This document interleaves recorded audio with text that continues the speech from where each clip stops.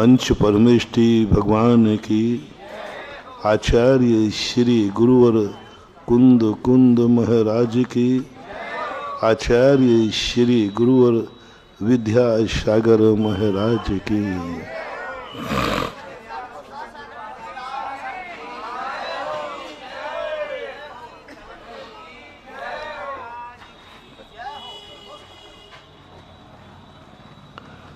कल प्रसंग चला था अपना वह नियत धारा जो अस्थि के ऊपर आश्रित है। दुनिया है इसलिए अस्थि है, दुनिया है इसलिए नियत है।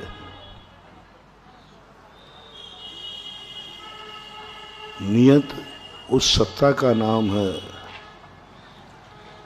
जिसमें हमारा तुम्हारा कोई वश नहीं चलता। नियत उस सत्ता का नाम है जो त्रिकालिक रहती है। नियत उस धारा का नाम है जिसमें तुम्हें कुछ नहीं करना, बहते जाना है, बस हाथ पैर नहीं चलाना। नदी बह रही है, तुम बहते जाओ, बहते जाओ। और कितना बह पाओगे? नियति वह है,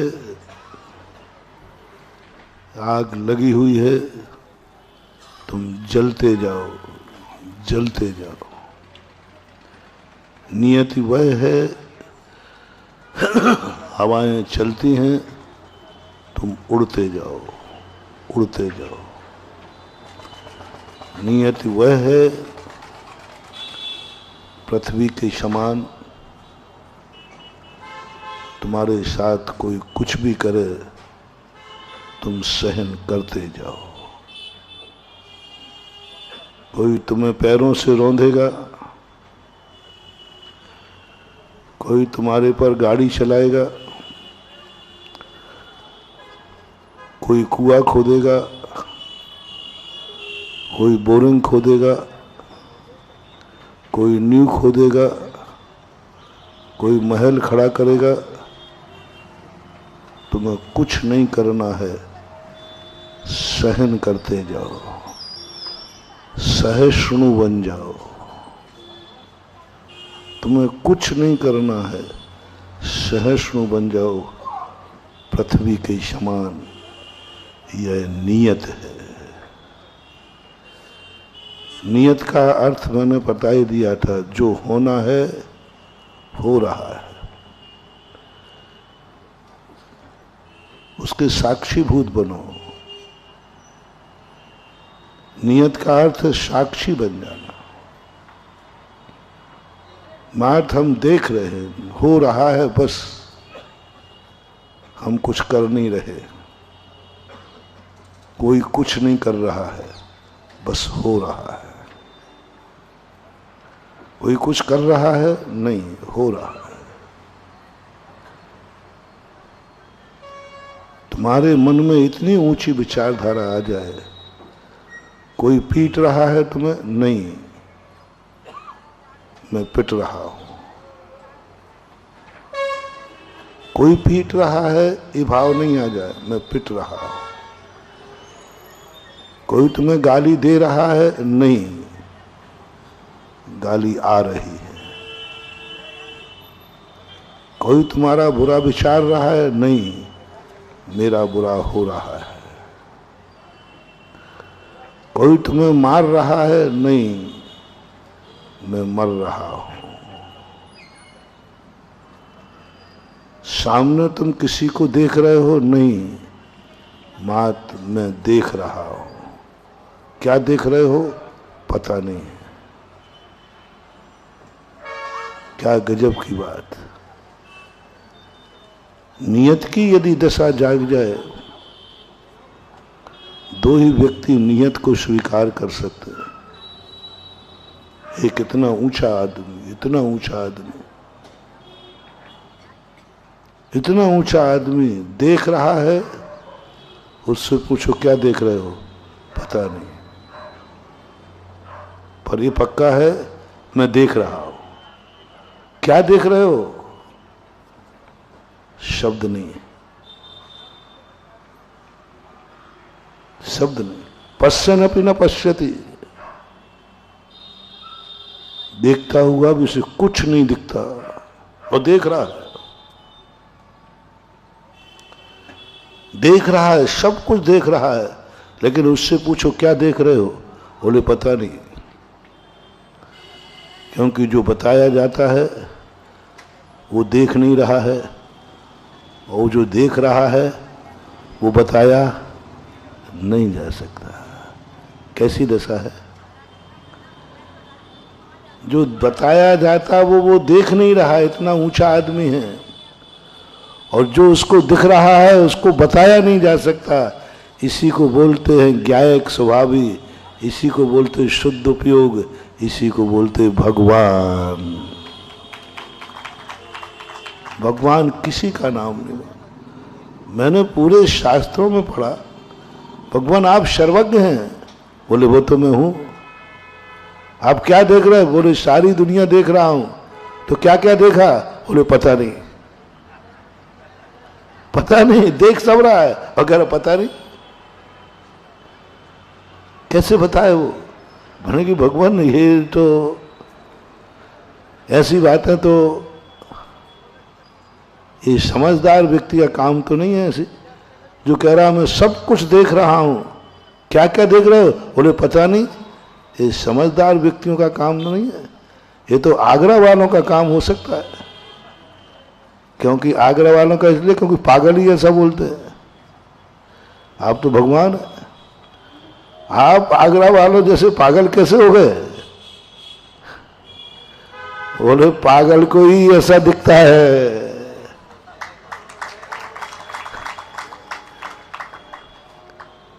पागल को ही ऐसा दिखता है।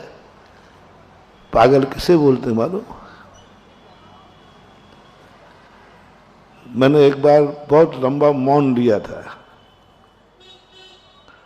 9 महीने का लगभग। 9 महीने के बाद आचार्य श्री के पास पहुंचा। मैंने कहा आचार्य श्री मैं मौन बढ़ाना चाहता हूं। बोले पागल हो गया क्या?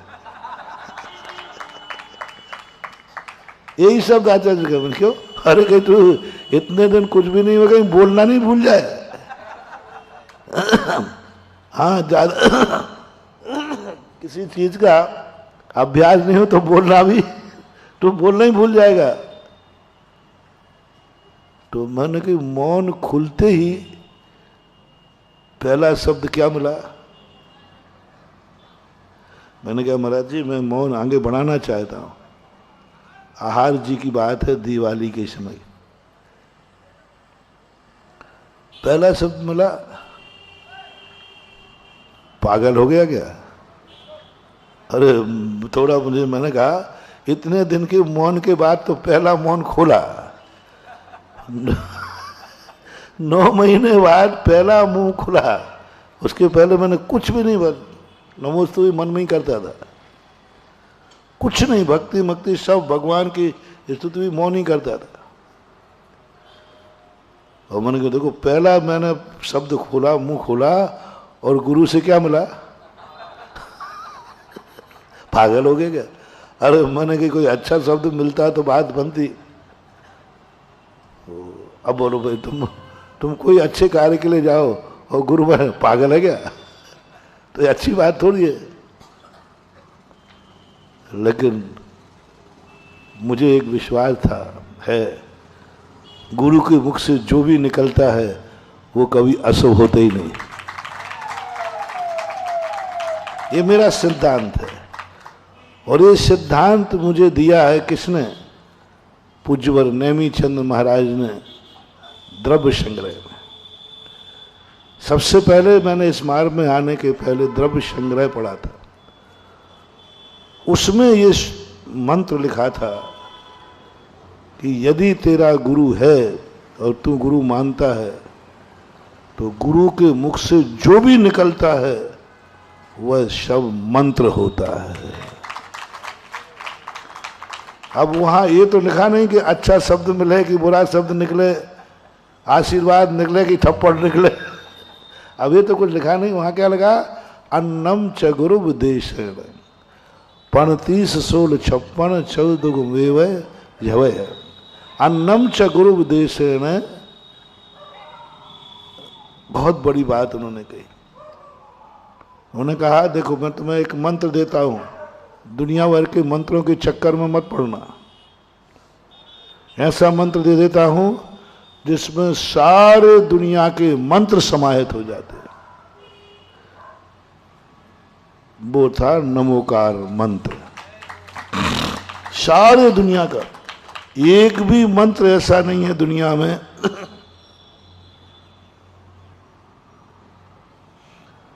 जो सारे ग्रहों को शांत करने वाला हो एक साथ। एक बार मैंने 5 परमेष्टियों की ग्रह बताई थी दशा। एक एक परमेष्टि एक एक 2 ग्रह को संभालता है। चाहे तुम्हें शनि की 7.5 लगे, चाहे बुध की महादशा चले, चाहे तुम्हें मंगल हो, इन 5 परमेष्टियों को ज्यादा ध्यान रखना, सब काबू में रहेंगे, सब काबू में रहेंगे। और मैंने अलग अलग परमेष्टि का अलग अलग नेचर बताया था, वहां से समझ लेना। आज तक जितने मंत्र हैं वे किसी एक दिशा की तरफ ले जाते। तो भगवान महावीर स्वामी ने कहा देखो तुम लोगों को ज्यादा झंझट में नहीं पाड़ता, आप लोग ग्रस्त वैसे ही हो, मंत्रों के उलझन में दो। एक महामंत्र देता हूं, नमोकार मंत्र, 35 अक्षर, 5 पद, 58 मात्राओं वाला है। ये मंत्र जिसके पास है, महानुभाव मत दुनिया में अपने आप को कमजोर समझना। नमोकार मंत्र तुम्हारे पास है, संसार की सारी शक्ति आपकी मुट्ठी में है। तुम समझ नहीं पा रहे हो, तुम इतने शक्तिमान, तुम्हारे पास सारी दुनिया तुम्हारी मुट्ठी में है। मैंने चतुर्मास में कहा था, नमोकार मंत्र यदि तुम्हें आता है तो सारे देवता मिलके आ जाए तुम्हारे बिगाड़ने के लिए, तुम्हें छू भी नहीं सकते, बस नमोकार मंत्र पढ़ देना। आगम से सिद्ध किया था मैंने, चक्रवर्ती का उदाहरण दिया था। चक्रवर्ती नमोकार मंत्र पढ़ रहा, देवता छू नहीं पाया, और जैसे नमोकार मंत्र छोड़ा उठा के फेंक दिया। तुम लोग नमोकार मंत्र को यूं, क्योंकि सस्ते में मिल गया ना थोड़ा। क्या होता है आजकल सस्ते माल की दुकानें नहीं चल रही। यदि बड़े आदमी को कोई बीमारी हो जाए तो बहुत मुश्किल हो जाता है, वो सस्ते में ठीक नहीं होते। एक बार डॉक्टर से मैंने कहा कि डॉक्टर साहब आप गरीब, आपके दरवाजे से कोई लौटे नहीं। उन्होंने आहार दिया, बोले महाराज हमारे लायक कोई क्या नियम है? मैंने कहा एक ही नियम है, कोई मरीज तुम्हारे दरवाजे आए और उसके पैसे ना हो तो बस उसको लौटाना नहीं, उसका इलाज कर देना बस। पैसे के कारण कोई जब व्यक्ति न मर पाए और तुम्हारे पास बचाने की दवाई है, लेकिन इसलिए नहीं दे पाए तुम क्योंकि उसके पास पैसा नहीं था, इसलिए नहीं तुमने देखा कि पैसा नहीं था, इसलिए मर गया वो कि वो जांच नहीं करा पाया, इसलिए मर गया कि मेडिकल से दवाई नहीं ले पाया। बोले महाराज जी इस नियम में यदि ले लिया तो फिर तो हमारा कबाड़ा हो जाएगा।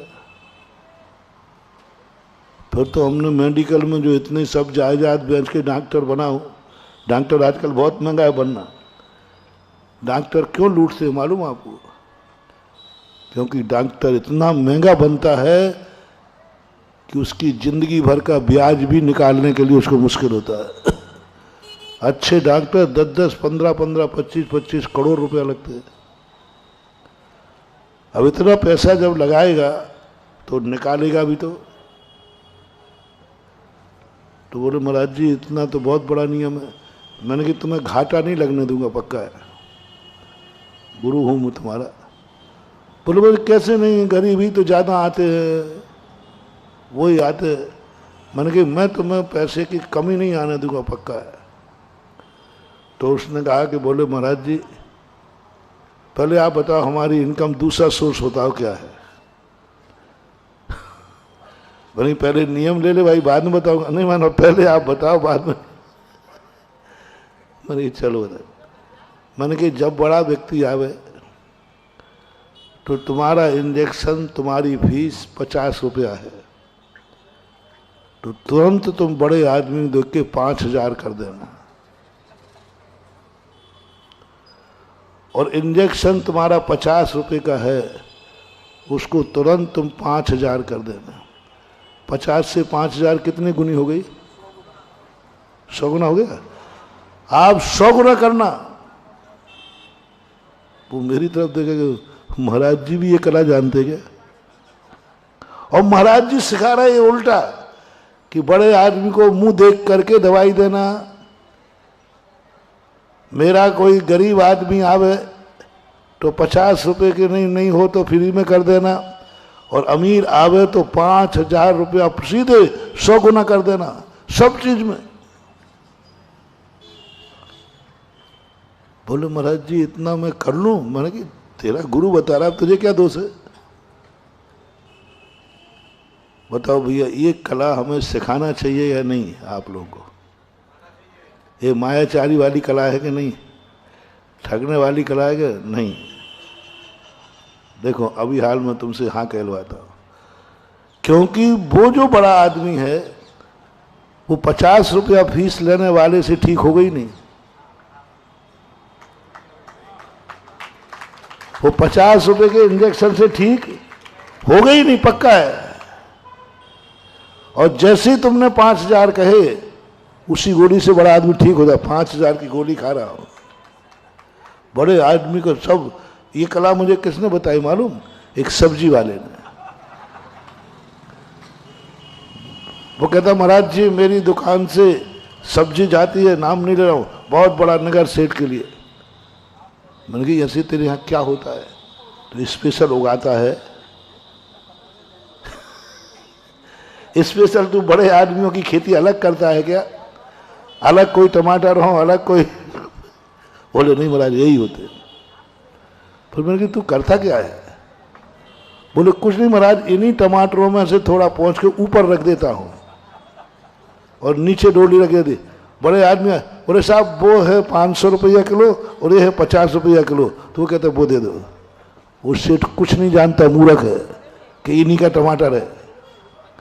मार अकेला मैंने 500 कहते वो ले लेता, वो देखता भी नहीं है। और 50 रुपया वाला पूरी डलिया हिला देता है ठान ठान के। तो ये स्थितियां बनती है।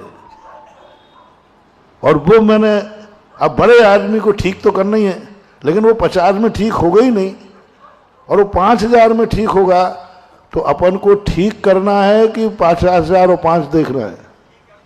ठीक करना। तो बताओ मैंने कौन सी गलती की? बड़े आदमी की बीमारी ठीक कर दी।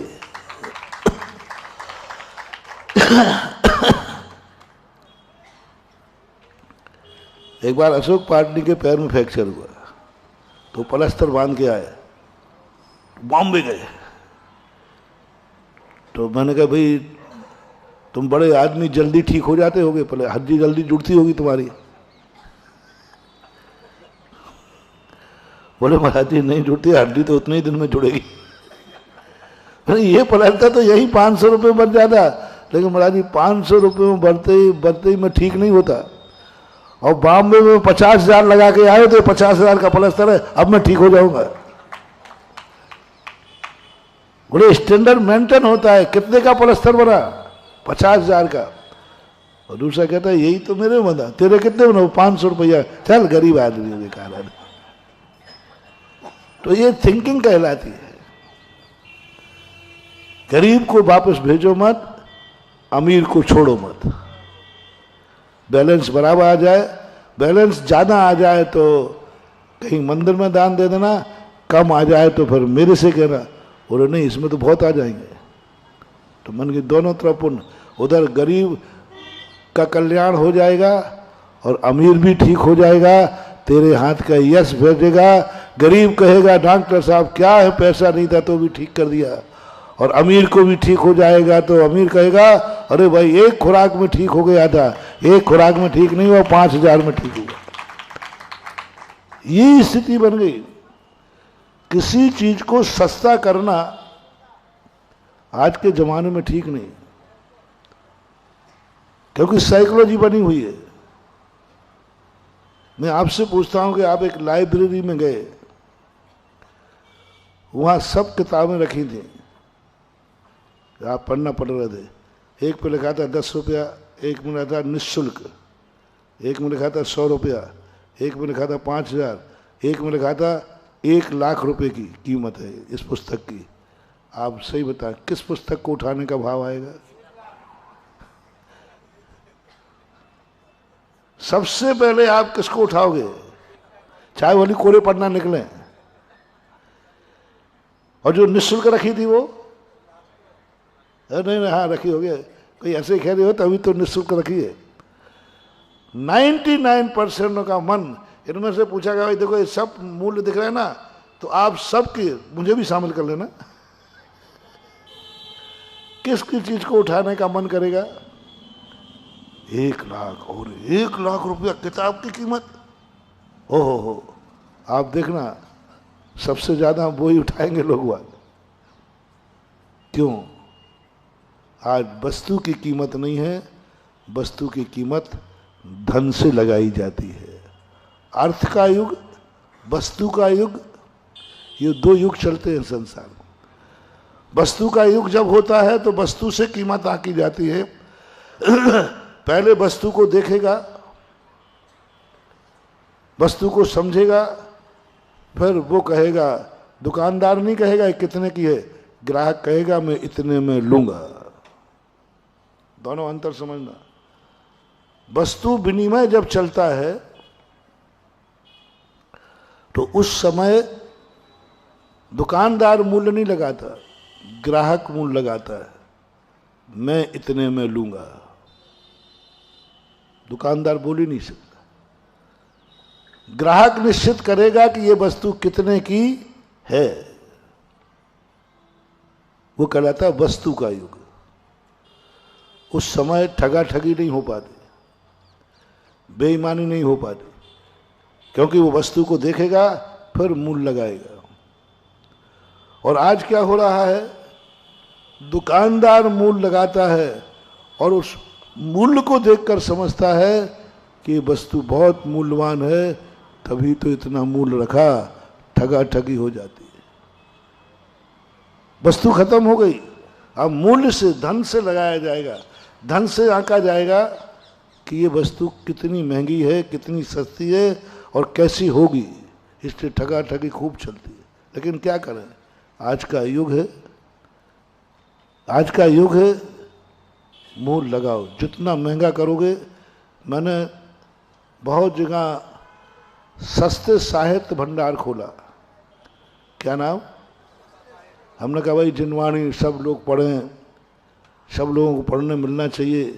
तो हमने दातारों से खूब डोनेशन करा करके आधे दाम में, पाव दाम में, निःशुल्क दाम में कम से कम 15-20 स्थानों पर हमने जिनवाणी के बुक स्टॉल मंदिरों में खुलवाए। अशोकनगर भी उसमें एक था। वे सब बंद हो गए, सब बंद कर दिए लोगों ने। कमेटियों ने बंद कर दिए। आकर 100 रुपए की चीज 25 रुपए में बैठूंगा, बाबा जी थे तब ठीक था, अब तो 75 रुपए कहाँ से लाऊं? सब बंद गए। फिर ने दूसरा पैटर्न अपनाया। मैंने कहा महंगा साहित्य, मैंने कि यहाँ सबसे महंगा साहित्य मिलता है। वो 40 साल हो गए, आज तक चल रहा है, आज तक चल रहा है, कोई कमीशन नहीं, और अच्छा चलेगा, बहुत बढ़िया चल रहा है। 40 साल हो गए तब से चल रहा है, 40 नहीं 30 हो गए, राजस्थान में खुला, आज तक चल रहा है। उसका नाम ही है महंगा साहित्य। बहुत सारे लोग आते, महाराज जी वहाँ आपके आशीर्वाद से खुला, आशीर्वाद लिखा है, लेकिन बहुत महंगा मिल रहा है। मैंने कही महंगाई है इसलिए चल रहा है। कमेटी भी चला रही क्योंकि इनकम है, और ग्राहक भी कहता है माल चोखा है तभी तो इतना महंगा है। माल चोखा है तभी तो महंगा है। ये हमारा सोच, इसलिए इसको कलयुग कहते हैं, इसको भौतिकवादी कहते हैं, इसको विज्ञानवादी कहते हैं। विज्ञान ने व्यक्ति को वहां लाके खड़ा कर दिया, वस्तु की कोई कीमत नहीं है, धन से वस्तु की कीमत आंको।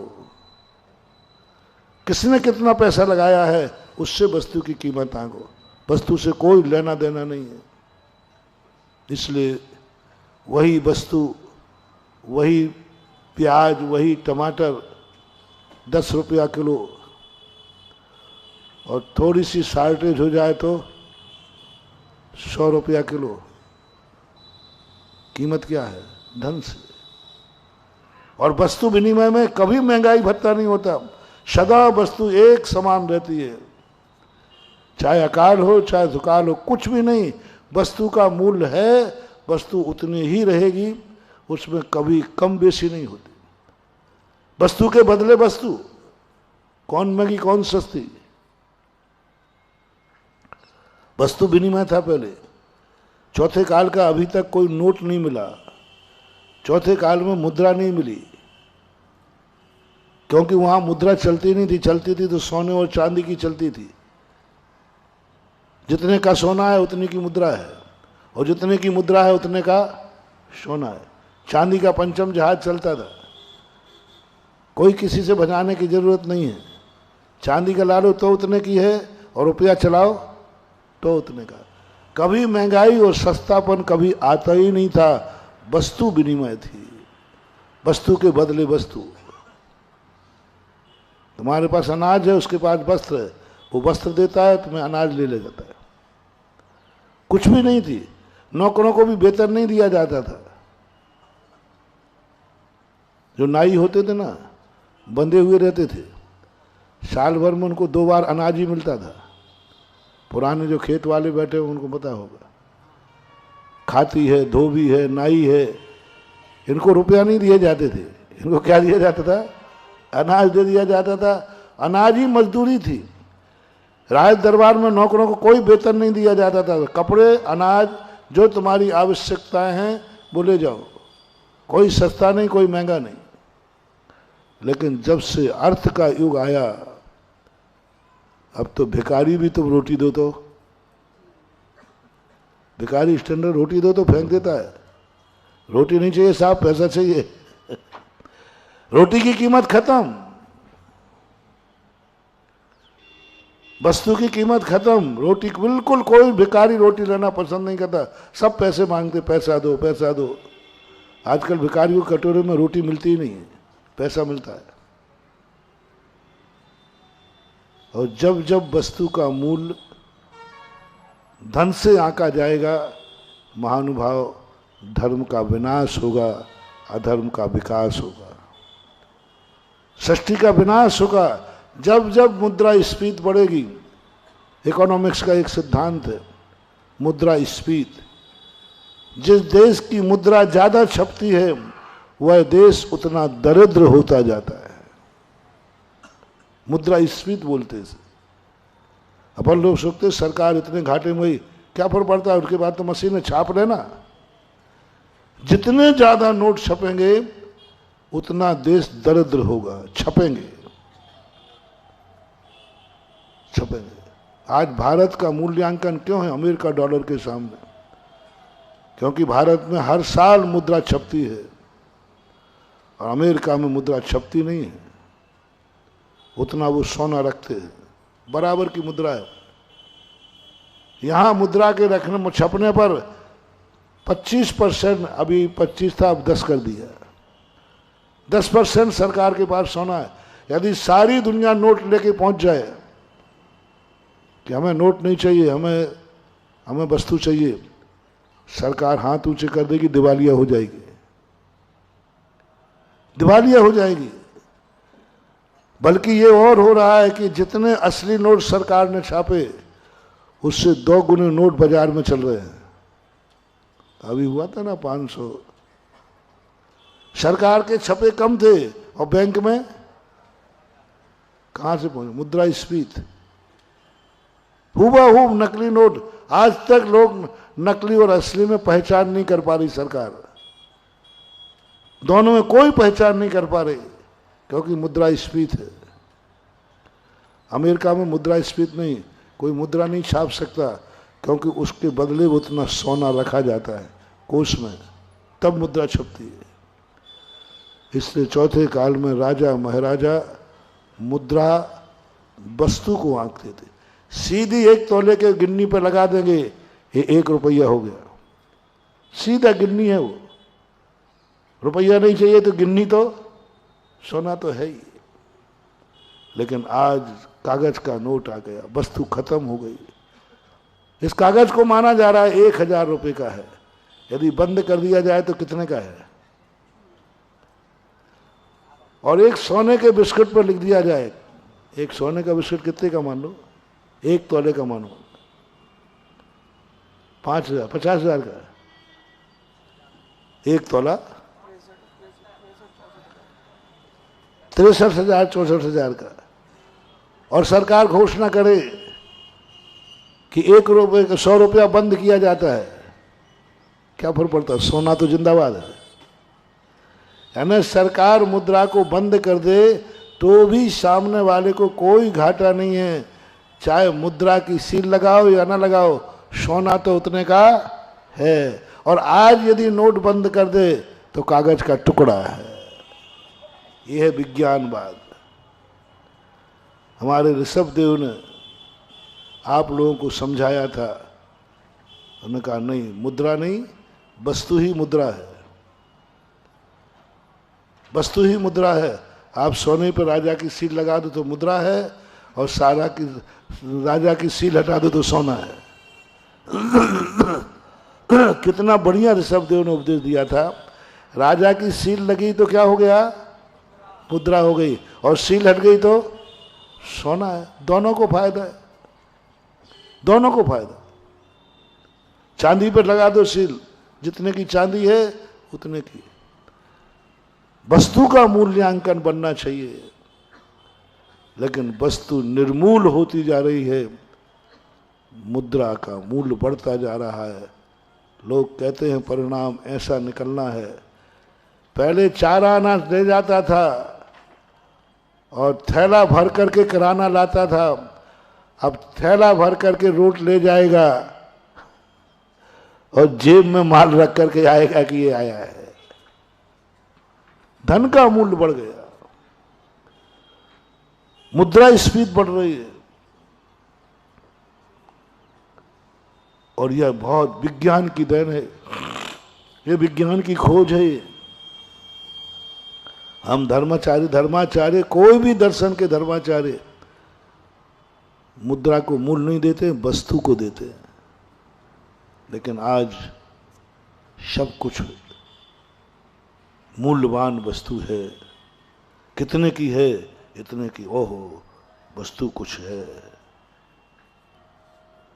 आज तुम स्वाद भी तुम्हें नहीं है, तुम्हें आनंद चाय का नहीं आता। वही आनंद हाथ ठेला पर कितने रुपया की चाय देता है? 5 रुपए की। ठीक वही चाय 7 स्टार होटल में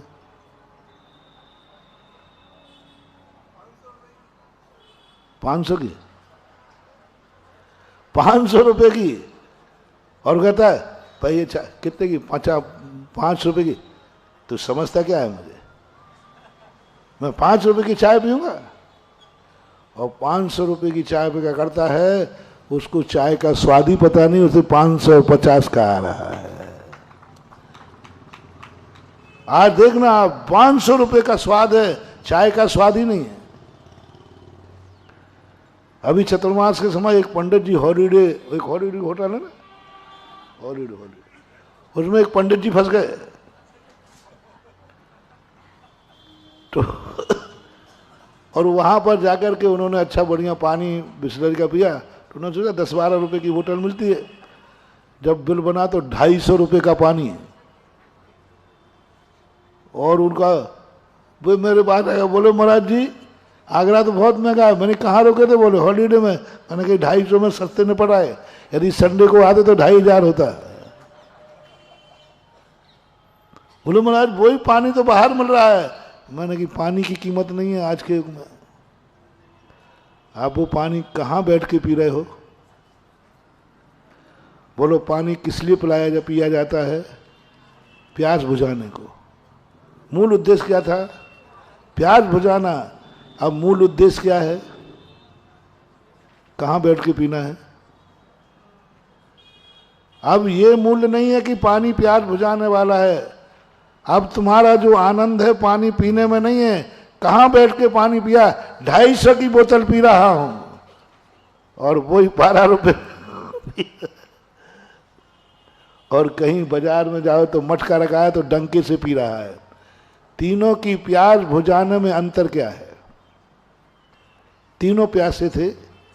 एक ने 250 रुपए की बोतल लेके बुझाया, एक ने 12 रुपए की, और एक ने मटके पर डंका रखा था प्याऊ का और उसने बुझाया। बोलो तीनों में प्यास बुझाने में क्या अंतर आया? कोई अंतर नहीं है। और उद्देश्य क्या था पानी पीने का? प्यास बुझाना। प्यास यदि 12 रुपए में भिज रही है तो 250 रुपए में बुझाया। इसे ज्ञानी कहूं या मूर्ख कहूं? आप लोग फैसला करो, मैं नहीं करूंगा। उद्देश्य प्यास बुझाना है और ये कह रहा मैं प्यास बुझा दूंगा 12 रुपए में, और वो प्याऊ वाला कहता है यहाँ आ जा मैं फ्री में पिला दूंगा। और एक जगह जाएगा तो 250 रुपए में पिएगा। अब इसे ज्ञानी कहूं कि अज्ञानी? जो तुम ही बोल दो तो अच्छा है। मूर्ख है। इसलिए आज का विज्ञान पढ़ा लिखा मूर्ख है। तुम भी उसी में ढल गए। पानी का मूल्य खत्म कर दिया, प्यास बुझाने की कीमत का खत्म कर दिया। अब आपको आनंद आ रहा है मैंने पानी कहां बैठ के पिया? मैंने 250 का पानी पिया। 250 रुपया प्यास बुझाता है या पानी बुझाता है? 250 का पिया। अरे भाई 250 ने प्यास नहीं बुझाई, बुझाई तो पानी ने है, लेकिन मूल्य 7 स्टार में बैठा हो। यह है विज्ञान। और धर्मशास्त्र क्या कहता था? जब पानी फोकट में मिल रहा है, 12 रुपए में मिल रहा है, तो पानी 12 रुपए का पी ले। 250 में से 12 गए, कितने बचे? 238 रुपया बचे। साल भर में, महीने भर का कितना पानी हो जाएगा बचत का? 238 गुणित 7.5, 250 का। और साल भर का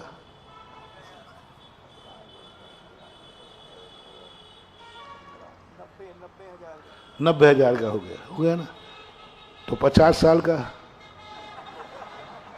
जल्दी बोलते जाओ ना, 50 लाख मान लो सीधे। और क्या मूर्ख? 50 लाख। सुनो रे तेरा विज्ञान। और धर्म क्या कहता है? प्यासों नहीं मारा मैंने तुझे, पानी तो पिलाया है। और वो जिंदगी भर के 50 लाख बचा करके एक जिनेन्द्र देव का मंदिर बना देना रे। और कहीं से नहीं किया, कहीं से मैंने तुम्हारा पेट नहीं काटा। ये नहीं कहा नहीं प्यासों मर लेकिन मंदिर बना। नहीं, ऐसे थोड़ी मार के थोड़ी मंदिर बनाना है। ये दान क्यों आए? क्यों आए ये दान की परंपरा क्या थी? और क्यों दान की कहा जाता है? कैसे कमाता है व्यक्ति तुम जानते हो? महाराज आप लोग तो पैसों की कोई कीमत ही नहीं, आपकी दृष्टि में तो नहीं, मेरी दृष्टि में पैसे की कोई कीमत नहीं। आप समझते नहीं महाराज। आप यूं कह देते हो करोड़ों रुपए लोकोदय को इतना महंगा कर दिया कि गरीब लोग बेचारे लोकोदय सोच ही नहीं सकते। नहीं, क्यों आया दान? तुम सोचते हो कैसे कमाया जाता पैसा, एक एक रुपया कैसे कमाते हैं। महाराज आपकी दृष्टि में पैसे की कोई कीमत ही नहीं है, नहीं है। मेरी दृष्टि में पैसे की कोई कीमत नहीं है, लेकिन मेरी दृष्टि में इंसान की पूरी कीमत है। पैसे की कीमत तो नहीं है, लेकिन पैसे वाले की कीमत है। पैसे की कीमत तो मेरे लिए जीरो है, पक्का है, और मैं पैसे की कीमत कभी करूंगा नहीं। लेकिन पैसे वाले की यानी तुम्हारी कीमत, इंसान की कीमत हमारे लिए अनमोल है। दो व्यक्तियों ने पैसा उड़ाया। एक व्यक्ति ने जाकर के लाखों रुपया, वही कार्य कम में हो सकता था, और वही कार्य उसने किया, होटल में जाके किया, और वही पैसा बचा करके ज्ञानी ने जीवन भी बचा लिया और धर्म में भी दान देकर पुण्य कमा लिया। दान से पुण्य नहीं कमाया जाता। पुण्य कमाने के लिए मैं तुमसे दान नहीं करा रहा हूं। कान खोल के सुनो, आज सही सही बात बता दूं। मंदिर बनाने के लिए दान नहीं दिया जाता है, धर्म करने के लिए दान नहीं दिया जाता है, धर्म होता भी नहीं है दान देने से। दान देने से धर्म होता तो मुझे कोई पागल कुत्ते ने काटा गया, मैं भी धन कमा के दान दे रहा होता, क्योंकि दान से धर्म होता है। दान से धर्म होता है? नहीं होता। पुण्य के लिए नहीं, धर्म को बढ़ाने के लिए नहीं। तो महाराज आप लोग बोलते तो यही हो, धन बढ़े तो धर्म बढ़ाओ, धन से धर्म बढ़ाओ, दान दो, मंदिर बढ़ाओ, तुम्हें बहुत पुण्य लगेगा। ये तो तुम मूर्खों को समझाने के लिए बोलता हूं, क्योंकि तुम यही भाषा समझते हो। पुण्य बढ़ेगा, धर्म बढ़ेगा, नहीं। यदि दान देने से, गंगा जी नहाने से, सम्मेद शिखर की वंदना करने से यदि कल्याण हो जाता ना, तो सारे पैसे वाले स्वर्गों में मिलते। और मैंने बहुत बार कहा, नरक किसके लिए बनाया गया मालूम आपको? गरीबों के लिए नहीं, अमीरों को। जितने अमीर लोग होते हैं वे सब नरकों में मिलते हैं। बताओ चौथे काल में सबसे ज्यादा अमीर कौन था? रावण। कहाँ है आज? कहाँ है? सबसे ज्यादा गरीब कौन था? रामचंद्र जी। कहाँ है? अमीर लोग अपना एड्रेस नोट करें, आगम से बोल रहा हूं। वह वारम परिग्रहत्वम नारकस्यैषा, जिसके जितने ज्यादा आरम परिग्रह है, व्यापार है, कमाई है, वो उतने ही नरक नीचे जाना है। ये आगम का वचन है, कोई नहीं टाल सकता। अमीरों के लिए ही नरक बनाए गए हैं। आज तक मैंने शास्त्रों में किसी भिखारी को नरक जाते नहीं देखा। गरीब नरक जाता है, मैंने शास्त्रों में पढ़ा ही नहीं। अब जो पढ़ा हूं वही तो बोलूंगा। गरीब कभी नरक में नहीं जाते। जैसे एक बार एक जोक पढ़ा था, तो ऊर्ध्वलोक और अधोलोक में झगड़ा हुआ सीमा को लेकर। 1000 योजन की, तो ऊर्ध्वलोक वाले कहते हैं 1000 योजन ऊपर की में गिना जाए, अधोलोक वाले कहते हैं नहीं 1000 योजन हमारे में गिना जाए नीचे। अधोलोक की सीमा पृथ्वी के ऊपर तक है। ऊर्ध्व वाले कहते हैं नहीं, जहाँ तक मेरू की जड़ है वहाँ तक है। दोनों में संवाद हुआ। कहा गया ठीक है, दोनों लोग अपना अपना वकील लाओ और सिद्ध करो। तो सारे नारकी नाच पड़े, बोले मजा आ गया। और स्वर्ग के जितने देवता थे उदासीन हो गए। अरे भाई, कोर्ट से निर्णय हुआ, वकील लगाओ, अपने वकील करो। स्वर्ग के देवताओं का चेहरा क्यों उतर गया? और नारकी बड़े खुश।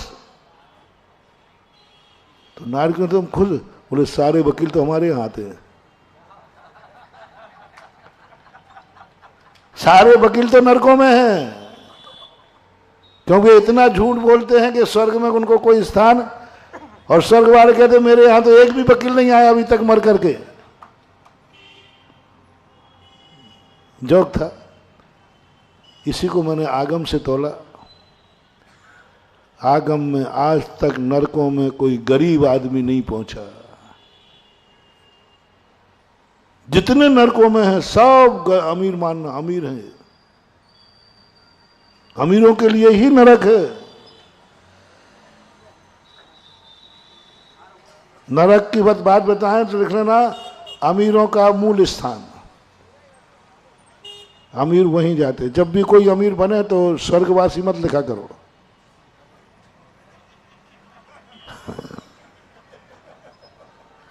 मैं नहीं बोल रहा हूं, मेरे ऊपर कोई गड़बड़ मत करना। अमीर आदमी मुझे आंखें मत दिखाना। आगम में लिखा, तत्वार सूत्र में लिखा, वह वारम परिग्रहत्वम नारकस्य ऐसा।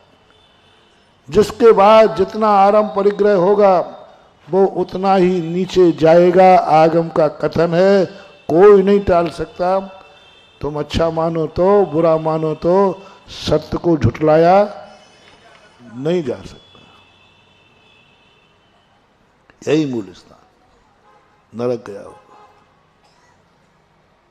अब क्या करें? तो ध्यान रखना, धन तुमसे जो अमीरों को दान की जो बात हम कहते हैं, शास्त्रों में कहते हैं, धर्मात्मा बनाने के लिए नहीं, पुण्य कमाने के लिए नहीं, नरकों से बचाने के लिए दान दिया जाता है कि नरक न चला जाए मर के। इसलिए उससे कहा जाता है दान की तरफ मोड़, पाप की तरफ नहीं। सोने की लंका मत बना, सोने के मंदिर बना। तुम समझते हो मंदिर सोने का? अरे भगवान को क्या फर्क पड़ता है? मंदिर नहीं भी बनाओ तो भगवान को कोई फर्क नहीं पड़ने वाला। लेकिन सोने का मंदिर बनाएगा तो नरक से बच जाएगा। अन्यथा, और महल सोने का बनाएगा तो नरकों में जाएगा। दोनों काम। प्यास उतनी बुझना है, और 250 में पिएगा तो नरकों में और जाएगा।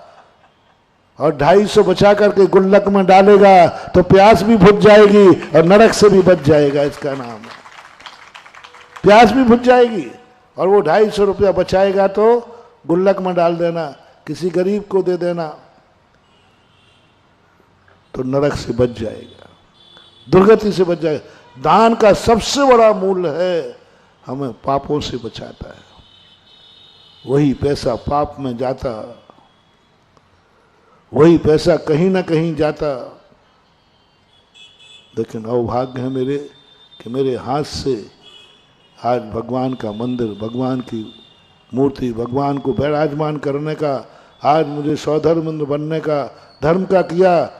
पैसा तो कहीं ना कहीं जाएगा। मैं तुम्हारे धन का विरोधी नहीं हूं, बस मेरा इतना ही काम है, जैसे जैसे तुम्हारे यहां धन बढ़े तुम्हारी दुर्गति नहीं होना चाहिए, बस कुछ नहीं। हमें दान के लिए धन नहीं कमाना। पूजवर पूजपाद स्वामी ने लिख दिया, नहाने के लिए गंदा कौन होता है? एक व्यक्ति गंदा हो रहा था, बोले क्यों? बोले नहाना है। गंदे होते हो सो नहाते हो कि नहाने के लिए गंदे होते हो? जल्दी बोलो। नहाने के लिए कौन गंदा होता है? गंदे होते हो सो नहाते हो। उन्होंने लिखा है स्पष्ट, दान के लिए नहीं कमाना। पूज्यवर समंतभद्र महाराज कहते हैं, महाराज के लिए चौका नहीं लगाना, महाराज के लिए आहार नहीं देना। महाराज देखो आप खुद का उपद्रव कर रहे हो। अब आप हम लोग बिल्कुल बंद कर देंगे। मैंने कहा कौन सी बात है, मैं खुद कह रहा हूँ आपको चौका नहीं लगाना, महाराज के लिए रोटी नहीं बनाना, महाराज के लिए पानी नहीं भरना, कभी नहीं भरना। जो भरेगा उसको नुकसान ही नुकसान है। जो साधु को चौका लगावे उसको भारी पाप का बंध होता है।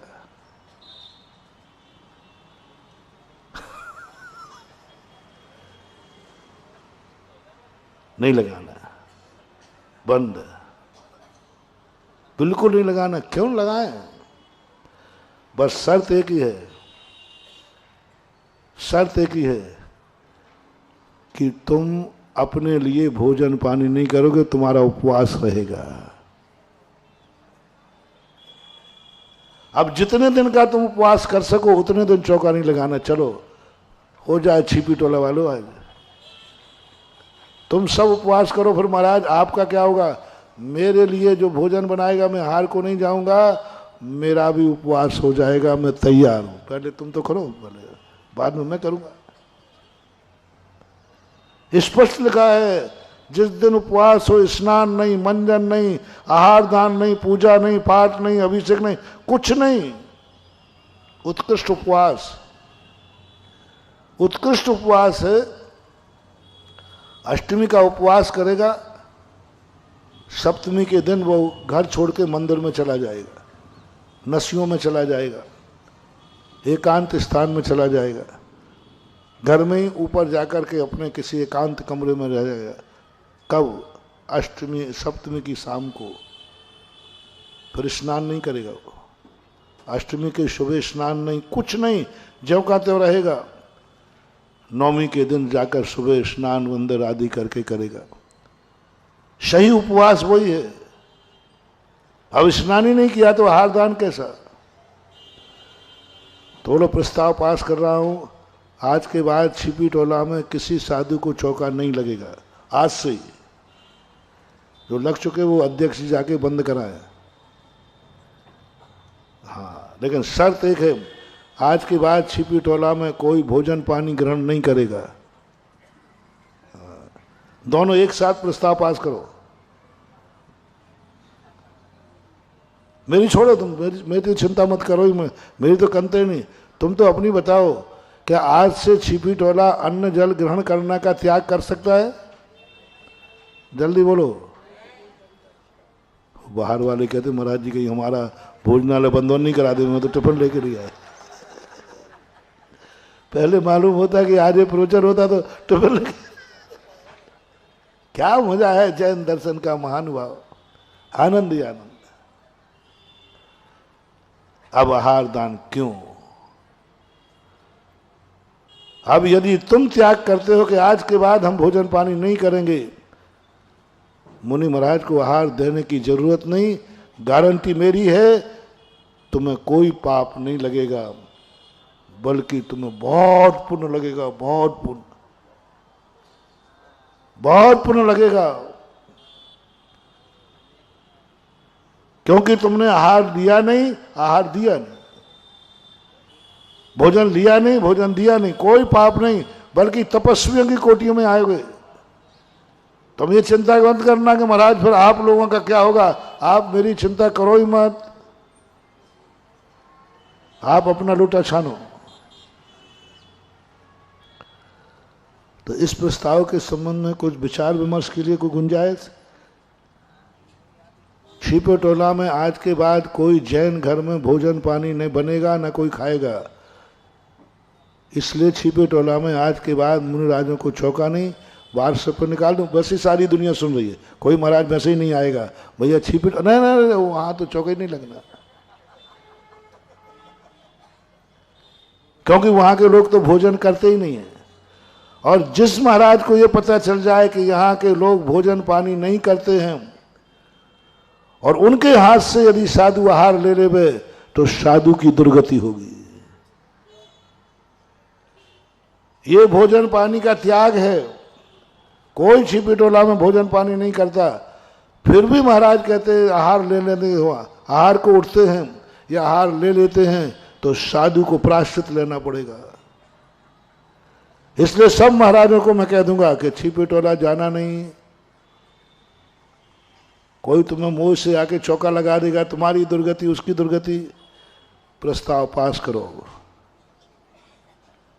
क्योंकि छिपी टोला में मीटिंगें बहुत ज्यादा होती हैं।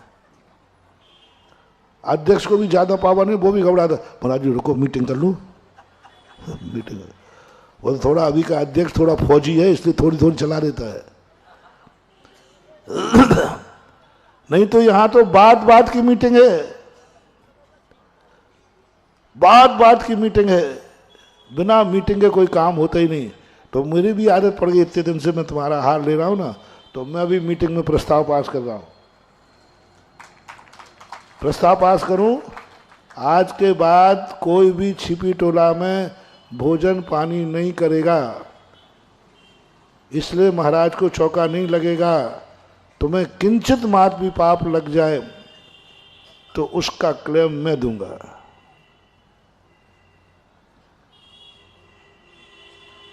आप लोग भी है हिम्मत? जल्दी बोल दो। प्रस्ताव पास हुआ कि खारिज हुआ? खारिज हुआ।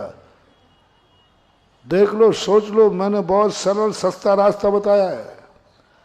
अब सरल सस्ता रास्ता बताऊं तो मानते नहीं हो। फिर एक बार पुनर्विचार। प्रस्ताव खारिज की पास? खारिज। अब सुनो, आ जाओ बेटा लेन पे। अब यदि तुमने अपने लिए भोजन बनाया खाया और फिर साधु को नहीं दिया तो बेटा सीधे नरक जाओगे, दुर्गति जाओगे। अच्छा मार्ग बताया तो बताना नहीं। अब तुम खाओगे बेटा तो फिर अब नहीं चलेगा। अब तो तुम श्रावक हो, जैन कुल में हो, तो जैनी का लक्षण है कि वो किसी को खिलाए बिना खाता नहीं है। सबसे पहले मुनिराज को खोजता है, पहले मुनि को दे फिर निज करे। मुनि को देखता है, मुनि नहीं मिलते हैं तो आरिका माता को देखता है, आरिका नहीं मिले तो एलक को देखता है, एलक नहीं मिले तो छुल्लक को देखता है, छुल्लक नहीं मिले तो ब्रह्मचारी को देखता है, ये भी नहीं मिले तो दुकान में से कोई जैनी श्रावक मिल जाए, ग्राहक मिल जाए तो उसे पकड़ के लाता है। लेकिन लाता है। पहले के जैनी लोग अकेले कभी भोजन नहीं करते थे। दुकान पे यदि शाम हो रही है ना और उनको पता चल जाए कि ग्राहक जैनी है तो वो कहेगा भाई माल बाद में ले, चल तू बेटा अपन दोनों भोजन करते हैं। जैनी ग्राहक को भोजन कराएगा लेकिन करा के खाएगा, ये जैनियों का लक्षण है। जैनी घर की अन्नपूर्णा कहलाते। जैनी के घर के अनचौके में सिद्धि होती है मात्र एक कारण से, जिस घर में जैनी के 10 लोग रहते हैं नियम से वहां की महिलाएं 11 लोगों का भोजन बनाती हैं। व्यक्ति कितने हैं? बनता कितने का है? बनेगा ही बनेगा। तो ये कौन है? बस यही जैनी का घर है। जहां 10 लोग हों और 11 का भोजन बनता है उसका नाम है जैनी का घर है। एक अतिथि है, कब आ जाए। भारतीय संस्कृति है।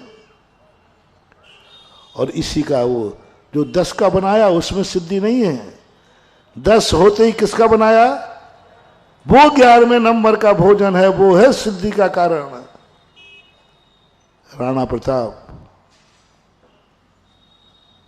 3 प्राणी थे,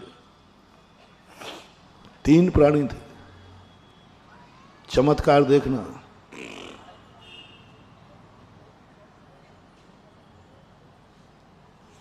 तीन प्राणी थे। घास की रोटी थी, जंगली बर्रू की। फैसला हुआ, राणा प्रताप कहते हैं अपनी पत्नी से 4 रोटी बना लो। इतना सा तो आटा है और अपन 3 लोग हैं, ये चौथी किसके लिए? बोले बस भली मैं विपत्ति में हूँ, भली मैं जंगल में हूँ, भली मेरे यहाँ खाने को नहीं है, लेकिन 3 लोग हैं तो 4 रोटी बनेगी, चौथी किसके लिए? जंगल में भी किसी अतिथि के लिए कोई आ गया तो। क्या गजब की चीज! विपत्ति में स्वयं को खाने को नहीं है और 4 रोटी बनवाए उन्होंने। बोले चौथी रोटी रख दो, कोई यदि जंगल में भूखा आ गया, भटकता हुआ कोई आ गया और कल के दिन सोचा कि हमें दीजिए, तो हम क्या करेंगे? 1 रोटी रख दी। स्वयं की रोटी तीनों बिलाव ले गया।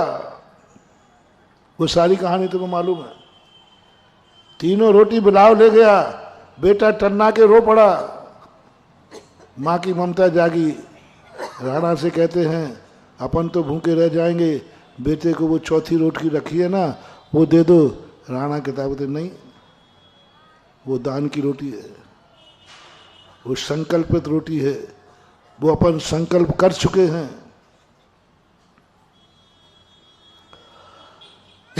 बेटा अमर सिंह को छाती से लगा करके भूखा सुला दिया, लेकिन वो चौथी रोटी खाने को नहीं दी। चमत्कार देखना, ब्रह्मांड कांप गया। चारों तरफ बरगड़ाएं। ऐसा व्यक्ति भी है जो इस गरीबी में भी कहता है नहीं चौथी रोटी बनेगी। देखो बरगड़ाओं ने जाकर के, ऐसे धर्मात्मा को बरगड़ाओं ने जाकर के भामाशाह को नींद हराम कर दी। भामाशाह को नींद नहीं आ रही है, भामाशाह चिंता में है। उन्होंने कहा राणा प्रताप संकट में है, और जितनी संपत्ति थी भामाशाह की सारी गाड़ी में भरी, और सुबह रात में ही पहुंच गए। राणा साहब घबराओ मत। बोले भामाशाह ये तो सब आपका है। बोले नहीं, आपका और मेरा क्या है। एक व्यक्ति अपनी जिंदगी भर की कमाई राणा के सहयोग देने, और उस कमाई से पुनः सेना बनी और पुनः राजा राणा छत्रपति बने और राज किया। चमत्कार किसका था? किस समय? विपत्ति के समय। विपत्ति के समय भी वो धर्म नहीं भूला। बेटे को छाती से लगा के चुप कर दिया, लेकिन धर्म नहीं भूला। उसका परिणाम है धर्म की 1 रोटी थी, बेटा भूखा था। तुम होते तो क्या करते? बता दूं?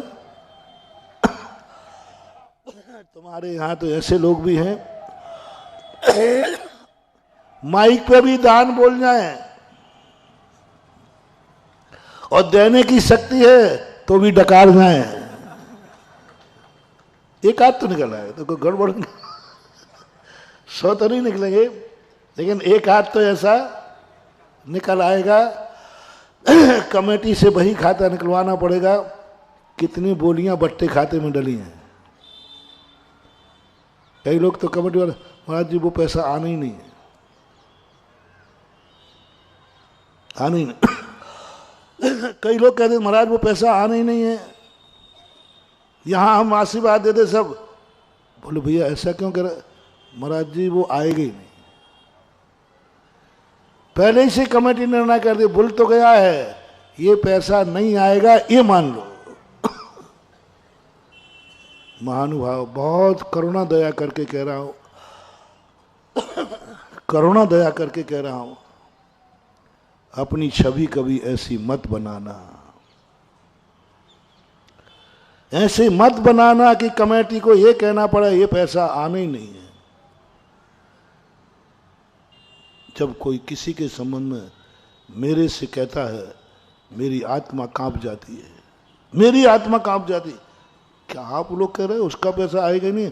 हाँ साहब नहीं आया, आएगा भी नहीं। अब मैं सोचता हूं कि इसका क्या होगा। आज ये करोड़ों की बोली लेने लायक है, और लोग तो ये धारणा बनाए हुए हैं कल तो इसको ऐसी दृष्टि आएगी कि कटोरे में भीख मांगेगा लेकिन कोई भीख भी नहीं देगा। आगम से बोल रहा हूं, धनंजय चरित्र पढ़ लेना। भीख भी मांगेगा तो भीख नहीं देगा, कोई रुपया रखेगा वो आग का अंगारा बन जाएगा, क्योंकि लोगों ने धारणा बनी कि ये इसका पैसा आ ही नहीं सकता। फिर मैं अपनी पूरी ताकत लगा देता हूं, पूरी ताकत उसके लिए लगा देता हूं, अन्ना, क्योंकि उसका फल मुझे मालूम है। सवाल पैसे का नहीं है, मैं तुम्हारे पैसे इकट्ठे कराने वाला नहीं हूं, मैं उसको भिखारी बनाने से बचाने का प्रयास करता हूं कि नहीं, ऐसा नहीं करना। और जाओ, ये छवि कभी मत बनाना। पहली तो ये बनाना, कहीं कमेटी के बीच में सबसे बढ़िया दान है, कमेटी लिस्ट उठाए जब भी के देखो किन किन का बाकी है, जब भी कमेटी की दृष्टि पड़े आपका दान जमा लिखना चाहिए, जाओ सिद्धि हो गई। अरे उसका तो जमा है, बस हो गया काम। कमेटी ने सोचा था उधार है और बही खाता देखा तो जमा था, ये सिद्धि हो गई। और दूसरा ये धारणा बना लेना, कोई कितने ही दान बोले, लोग कहें अरे इतना बड़ा दान ये दे देगा। मेरे सामने हुआ एक स्थान की, बिना नाम लिए बताता। एक व्यक्ति में छत पे खड़ा था, नीचे सब्जी का मार्केट था। एक दादाजी 5 पैसे के कम कराने के लिए 10 ठेलों पर घूमे हैं टमाटर। मैं ऊपर से देख रहा हूँ, ठंड का समय था। मैंने देखो ये कूंजड़े बेचारे कछार ठंड में कांप रहे हैं, और सेठ जी 5 रुपए के कारण से, 5 पैसे के कारण से इतने घूम रहे हैं। अब मैं कुछ बोलूँगा तो नहीं, देख रहा हूँ जैसे वो उसी दिन पंचकल्याणक की बोलियाँ लगना थी। बहुत पुरानी घटना है, अगर आए तो उसके पहले की घटना, 93 से पहले की। तो बस वहाँ 6 लाख रुपए की बोली टूटी सौधर्मेंद्र की। उस समय 6 लाख मायने रखते थे बहुत। मैंने देखा ये तो वही बुढ़ा है, और मैंने कहा ये तो वही दादाजी है, ये पैसा देगा कि नहीं देगा। अब मैंने कमेटी से पूछा, मैंने कहा भैया ये इसका दिमाग तो ठीक है, कहीं गर्मी मरमी तो नहीं है। बोले महाराज जी आप कैसी बात कर रहे हैं, हमारा सेठ है। मैंने कहा सेठ है धीरे, तो मैंने कहा बोल के देता है कि नहीं। कमेटी कहते महाराज जी कैसी बात कर रहे हैं आप, आपको क्या हो गया। नहीं नहीं मैं पूछ रहा हूं। बोले महाराज जी ये वो सेठ है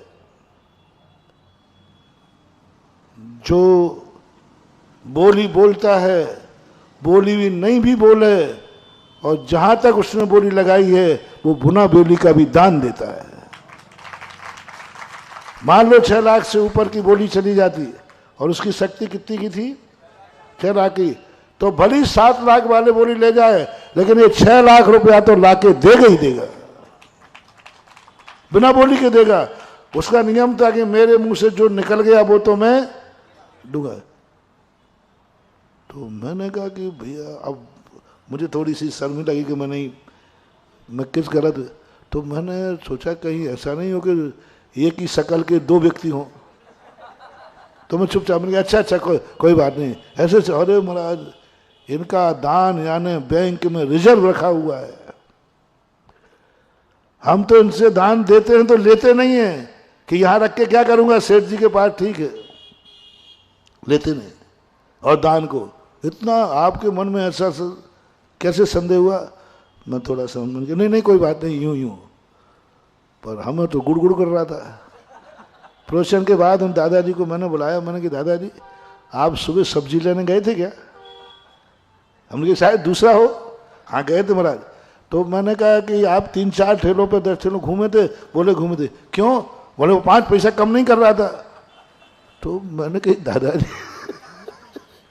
उधर तुम 5 पैसे और यहां बोली ऐसे बढ़ा दी। आहा, क्या समझाया उन्होंने। महाराज जो 5 पैसा किस में जाता और ये किस में जा रहा है। यहाँ तो हम खजाना खोल दें तो कम है और वहाँ 1 रुपया। तब मैंने सोचा ओहो ये है जैनियों का स्वभाव। जब कर्म की और पाप की बात आए तो 5 रुपया बचाएगा, 5 पैसा बचाएगा, और धर्म की जब बात आए तो लाखों यूं बहा देगा जैसे पानी, कोई कीमत ही नहीं, कीमत ही नहीं। एक रेवासा है जिसका अभी वो गया ना भव्योदय तीर्थ का, भक्तांबर का, उसकी कहानी मालूम कैसी है। एक सेठ जी थे, उन्होंने एक छोटा सा मंदिर था उनका, तो उन्होंने कहा कि हमें चैत्यालय को बड़ा बनाना है मंदिर। शिल्पी को बुलाया, उनके यहाँ घी का व्यापार था, घी का व्यापार था। तो वो क्या कर रहे थे, जिस समय शिल्पी पहुंचा घी में मक्खी मर गई तो झरिया, उन्होंने कहा उसके घी के पंखों का घी निकाल रहे थे वही। उसी समय शिल्पी पहुंच गया। वो कहते हैं कि ये मक्खी चूस क्या मंदिर बनाएगा, ये मक्खी चूस क्या मंदिर बनाएगा, ये तो मक्खी के पंखों में से घी निकाल रहा है। शिल्पी ने कहा इससे तो मजदूरी नहीं मिलेगी हमें। तो शिल्पी ने मन बना लगा इसका मंदिर नहीं बनाऊंगा, लेकिन सेठ जी है क्या करे। अब जैसे हुआ, शिल्पी ने कहा सेठ जी बाद में पहले होगा, आप शगुन देख लीजिए, ये मंदिर में कम से कम 108 खम्भे लगेंगे और एक एक खम्भे की नींव में एक पीपा 16 किलो का शुद्ध घी डालना पड़ेगा नींव में, मिट्टी में। यदि हो तो मेरे से दिखाओ, नहीं तो मैं नहीं बना सकता, मेरा ये शगुन है। शिवजी पागल है, एक पीपा 2-2 पीपा लगा, गोदाम भरी रखिए। अरे एक एक की बात कर रहा तू, तो 2-2 पीपा डाल, क्या बात कर रहा है तू। अब मिस्त्री तो भाटा बुद्धि, कितनी अकल, बोले इधर तो मक्खी और इधर कह रहा है एक एक नहीं।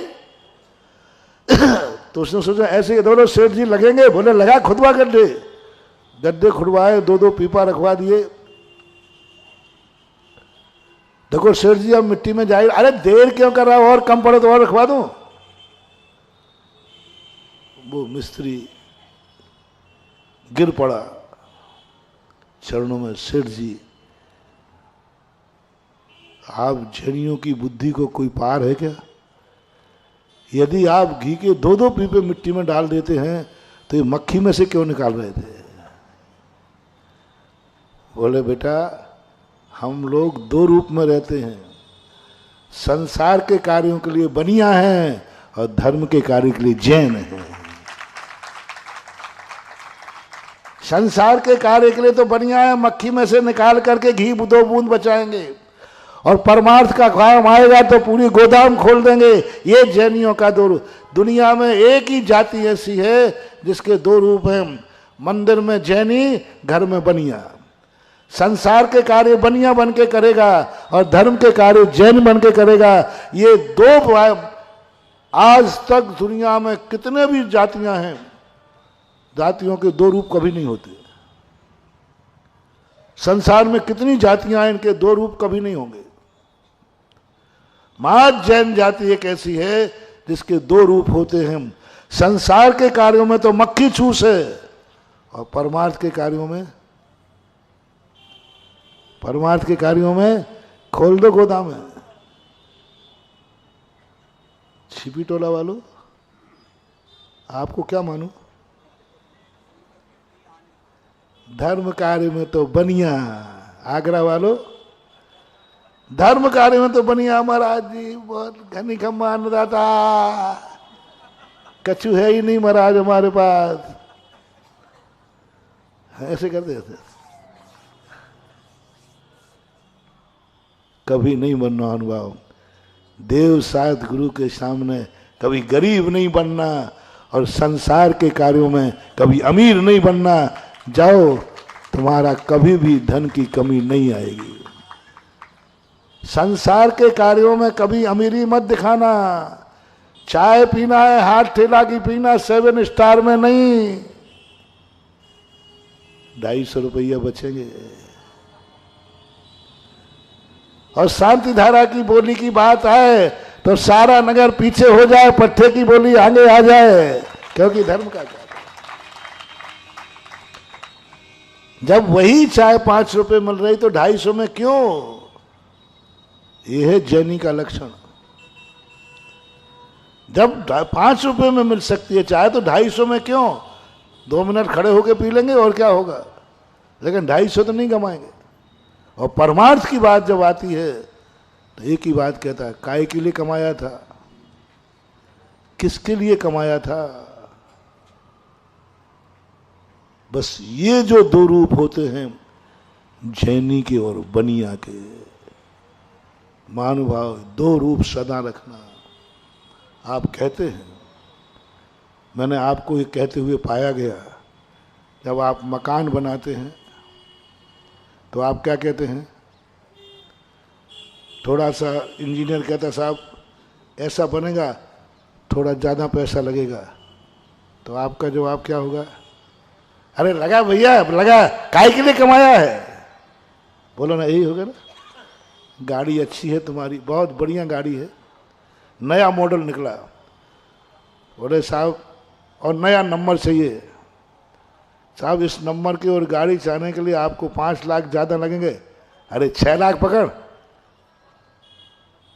कैसे दे दी 6 लाख? गाड़ी तो दोनों एक सी है। नया मॉडल आया, गाड़ी मजबूत थी लेकिन नया मॉडल आया, 6 लाख फेंक दिए। कोई पूछे भाई क्यों? काय के लिए कमाया है? इसी के लिए तो कमाया था। ये जवाब आपके हैं कि नहीं? बोलो ना, बोलते नहीं हो। बोलते हो ना, काय के लिए कमाया? इसी के लिए तो कमाया। बेटे की शादी ब्याह होगा, बड़े बाजू बुलाओगे, यहाँ से वहाँ से बहुत खर्चा, होटल करोगे, ये करोगे। अरे भाई शादी होना है, सही शादी पूछा जाए तो 500 रुपये में होती है, और नहीं हो तो मैं करवा दूंगा। मैं सब जानता हूँ, चिंता मत करना। मैं विधान भी करवा दूंगा, शादी भी करवा दूंगा। 500 रुपये में और 250 बचवा और दूंगा। और शादी में कोई कमी आ जाए तो गारंटी मेरी है। कोई दो लेकिन कौन 500 में कराएगा भैया, बताओ? अपने बेटा बिटिया की शादी। और महाराज जी इतने गरीब थोड़ी है हम, इतने थोड़ी। 500 रुपया तो बहुत कम होते, इज्जत का सवाल है। हाँ, इज्जत का सवाल है। महाराज काहे के लिए पैसा कमाया है? इसी के लिए तो कमाया है। 3 घंटे के पंडाल को 10 लाख का पंडाल बना दिया, करोड़ों की होटलें कर दी। और वो महिला संगीत में बड़े आदमियों की कह रहा हूँ, छोटे तो करते होंगे, छोटे में करते होंगे। कितने महिला संगीत में बम्बई के वो हीरो ने आती ना, हीरो 5 करोड़ ले जाते। 3 घंटे यूं यूं करते हैं, बस वो कुछ नहीं करते। और कैसे गिनाते हैं बोलो? थोड़ा शेयर करो। महिला संगीत होने के बाद के पहले, कार्यक्रम के पहले रखवाते हैं वो। 3 करोड़ 5 करोड़ के लेके आए, पहले रखवाते हैं, तब स्टेज पे जाते हैं। ठीक है ना? पहले रखवा दे तब स्टेज पे जाते। 3 घंटे के 5 करोड़ दे दिए, 3 करोड़ दे दिए। और यदि बड़ा बड़ा हीरो आया तो उसमें भी कीमत है। आज का बड़ा हीरो कौन है? सलमान खान। कौन है कौन मुझे पता नहीं। हमारे जमाने के तो मालूम है, उस समय के तो मालूम है, आज के पैसा बढ़ता जाएगा। 3 घंटे के पैसे आपने पहले पैसे दिए, ये पकड़ो पहले और नचाया, 3 घंटे में खत्म। और यहां कहते हो अभी जल्दी क्या पड़ी है, 10 साल का भी दे तो भी कहता महाराज गरीब छू।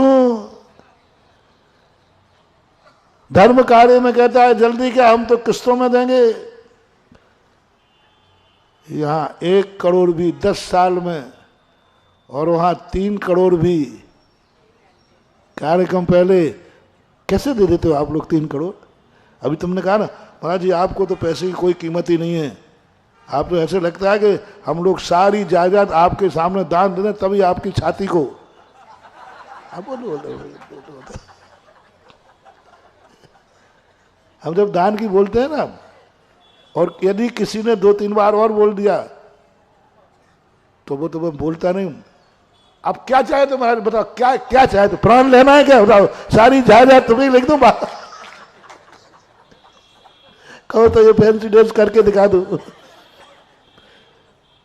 यदि किसी ने पहले दान दे दिया हो चतुर्मास के शुरू में, फिर बीच में भी दे दिया हो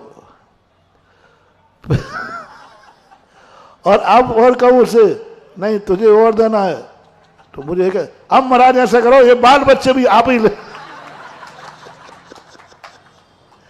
आ सकता है। मुंह से नहीं बोलोगे तो अंदर तो। अब बताओ देखो भैया महाराज तो मेरे ही पीछे पड़े हैं कुल मिला करके। कई लोग ऐसे कहते हैं महाराज मैं दान इसलिए नहीं देता हूं कि एक बार देने के बाद फिर हर व्यक्ति मेरे ही पीछे पड़ता है। ओह महानुभाव समझो मोटिवेशन। यदि तुम्हारे दान देने के बाद लोग तुम्हारे ही पीछे पड़ रहे हैं, अपने आप को भाग्यशाली मानना कि दुनिया मुझे क्या समझने लगी है। आज से दुनिया मुझे क्या मानने लगी, धर्मात्मा दानी अवभाग्य मानना,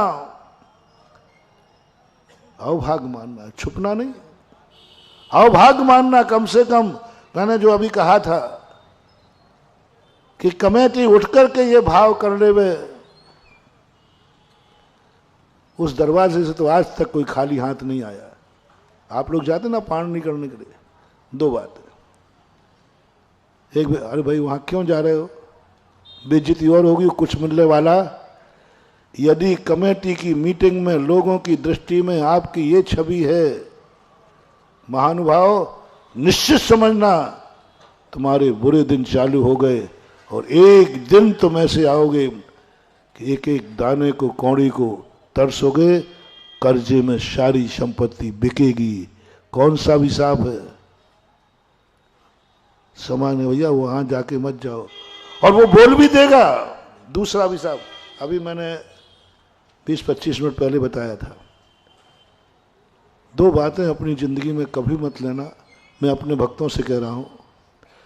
पहली बात, अपनी बेइज्जती कभी ये नहीं करना कि वहां जाके कुछ भी मिलने वाला नहीं है। बेइज्जती और होगी, शत्रा और सुनाएगा वो। ये अपनी छवि मत करना। दूसरी बात, ये मत करना वो बोल भी देगा तो वो पैसा आने वाला, इतनी रेपुटेशन गंदी मत करना, मत करना, मत करना। मान जाओ, मान जाना मेरी बात। कर्जा लेके देना, बिक करके देना, दास बन के देना, लेकिन ये छवि मत आने देना कि ये व्यक्ति बोल तो देगा लेकिन पैसा आने वाला नहीं है।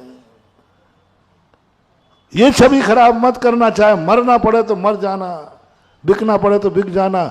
ये छवि खराब करना इतना खतरनाक अभिशाप है, इतना खतरनाक अभिशाप है कि अभिशाप को आई एम सॉरी प्लीज मैं तुम्हें बचा नहीं पाऊंगा।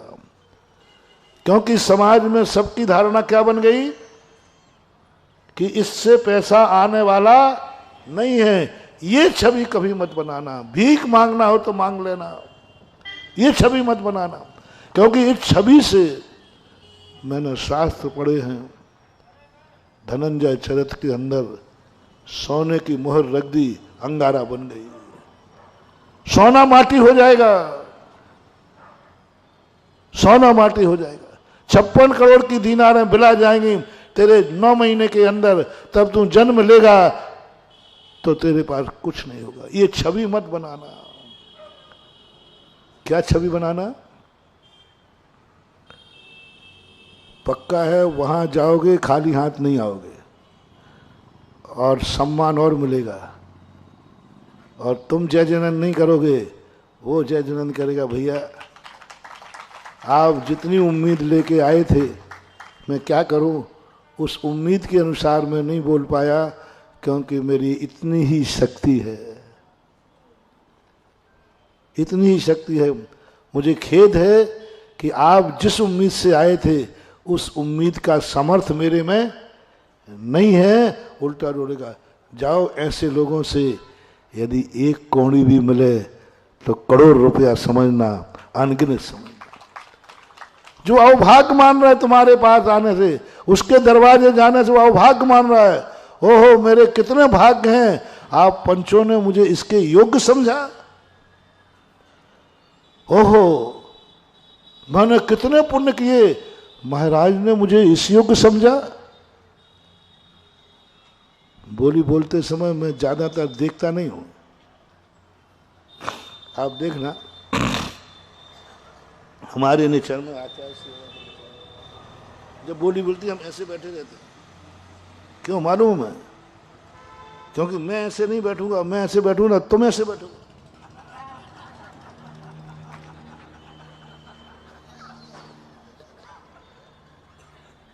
मैंने देख लिया है, यदि मैं बोली के समय ऐसे बैठूं ना,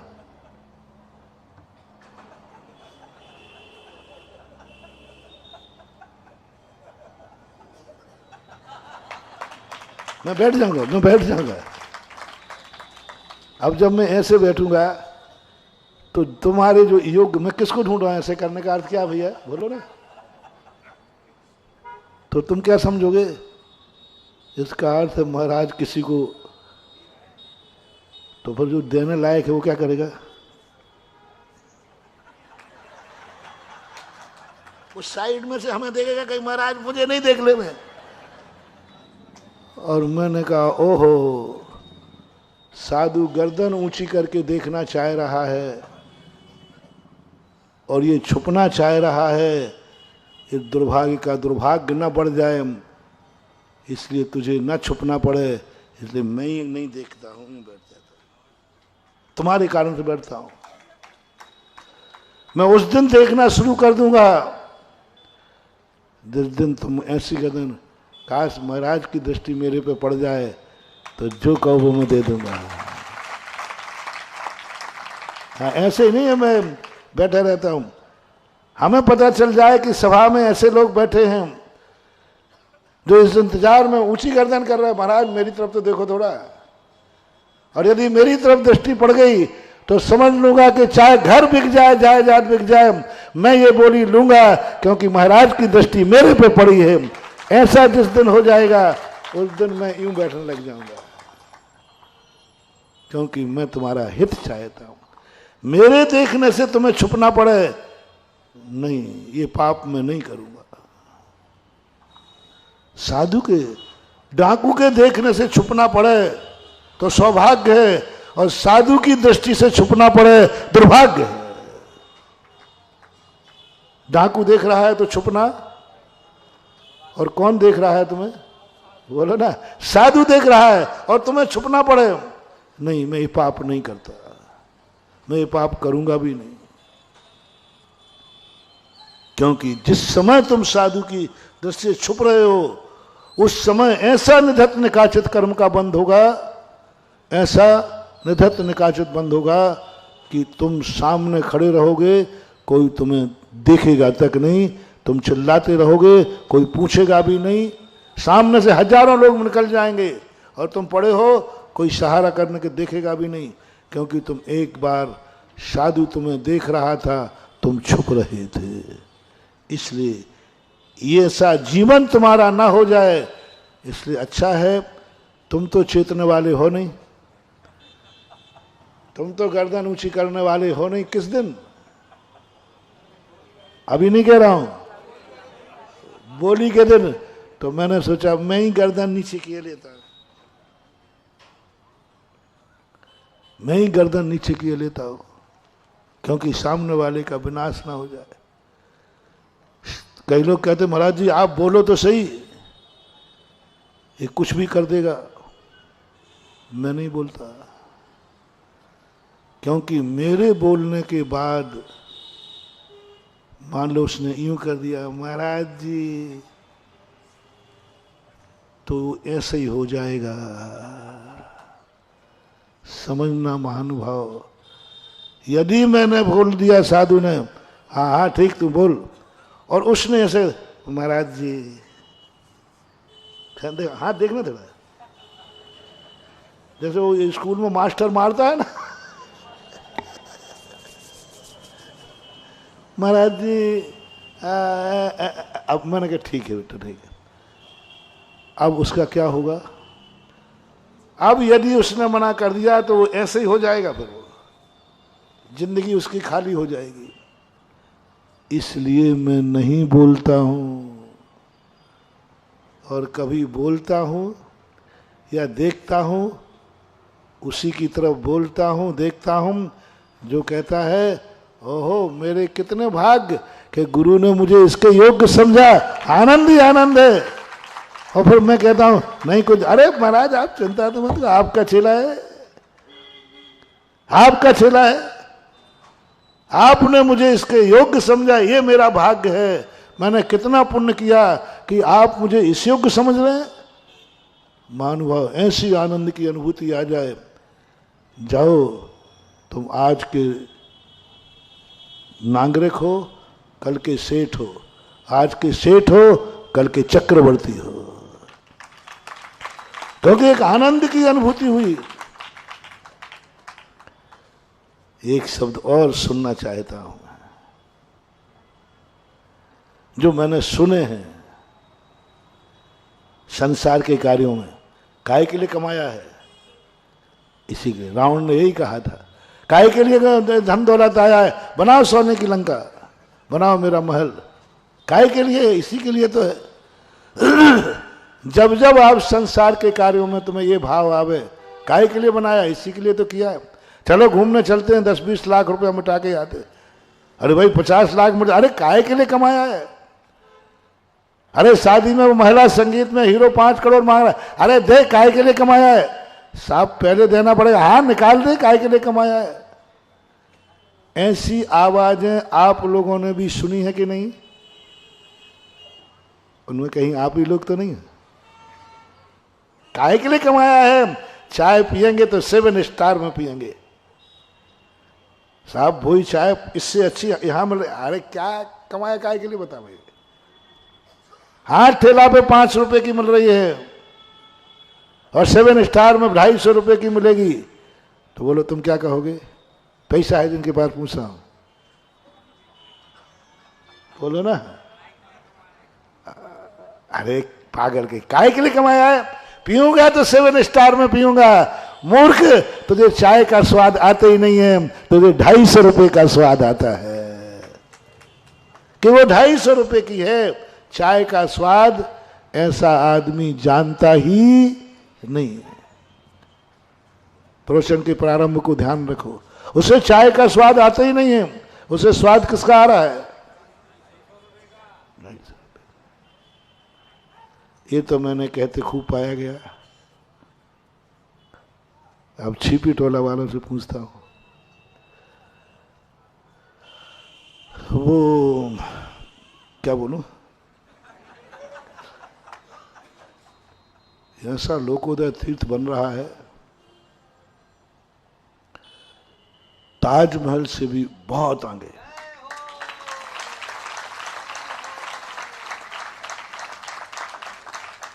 और अरबों खरबों रुपया लगेगा। पहले में ताली बजे, अब नहीं बजी, अब तो नानी मर गई। ऐसा बढ़िया बनेगा, ऐसा बढ़िया।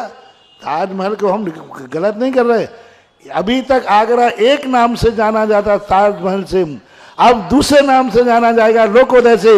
1 और 1 2 नहीं, 1 और 1 11 होगा। मैं दूसरी रेखा को मिटाता नहीं हूं, मैं उसके सामने रेखा, लेकिन बोलो ताजमहल की प्रसिद्धि एक दिन पूरे आगरा में होगी और कहेंगे कि एक दो चीजें हो वहां पर अजूबा, 7 स्टार हैं, अपन 8th स्टार करेंगे। विश्व में कितने स्टार हैं? 7 अजूबे। आगरा में अब 8वां अबूजा होगा, अजूबा होगा। लेकिन सुनो, उसके लिए अरब बोलूं खरब बोल दूं? महाराज आपकी जो मन पड़े बोल जाओ, आप तो बोले जाओ। अरबों रुपया लगेगा, खरबों रुपया लगेगा।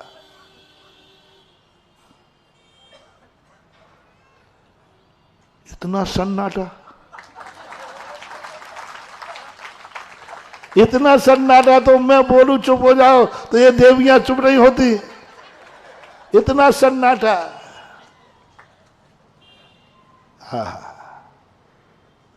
आगरा वालों, एक शब्द सुनने को 8 महीने से कान तरस रहे हैं। 8 नहीं, 4 महीने तो हो ही गए, 5 महीने। आगरा वालों, एक शब्द कह दो। बोले महाराज जी आप चिंता क्यों कर रहे हो? आपने क्या कहा? 8वां अजूबा? भगवान आप कुछ मत सोचो, काय के लिए कमाया है? इसलिए तो कमाया था कि एक दिन सुधा सागर आएगा, 8वां अजूबा बनाएगा। इसलिए तो अभी तक मैं कमा कमा के मर रहा था। मैं यही सोच रहा था, इतना कमा के क्या करना, इतना कमा के क्या करना? छोटी सी जिंदगी है, छोटे से में काम चल जाता है, फिर भी मैं कमाए जा रहा हूं। एक से बड़े एक फैक्ट्री खोलते जा रहा हूं। तो मेरे मन में यही विकल्प आता था, मैं इतना क्यों कमा रहा हूं? पत्नी भी यही कहती थी कि तुम दिन रात कमाते रहते हो, शांति से घर में बैठते हो नहीं, क्या करोगे इतना कमा के? माँ ने भी कहा था बेटा तू 24 घंटे कमाता रहता है, क्या करेगा इतना कमा के? तो मैं आज तक कोई जवाब नहीं दे पाया। आज जवाब दे दो पत्नी को, माँ को, अपनी आत्मा को। मालूम मैं इसलिए कमा रहा था कि एक दिन यहां लोकोदय बनेगा, इसी के लिए तो कमाया था। बस ये शब्द चाहिए मुझे, ये शब्द चाहिए मुझे।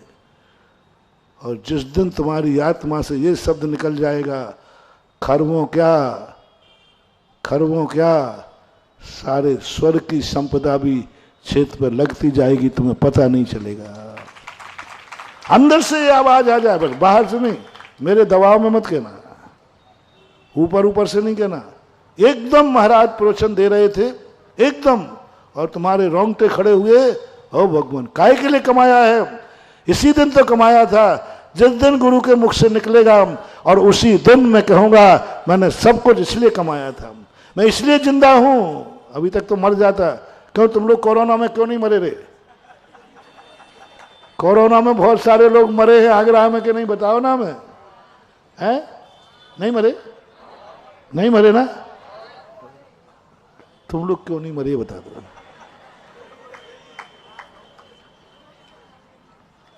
महाराज आप क्या चाहते थे? मैं तो पूछूंगा तुम लोग क्यों नहीं मरे? मर सकते थे कि नहीं ये बताओ। बोलते नहीं हो? नहीं तुम्हें वीआईपी व्यवस्था थी कोई? मर सकते थे, मर सकते थे, मरे क्यों नहीं रे?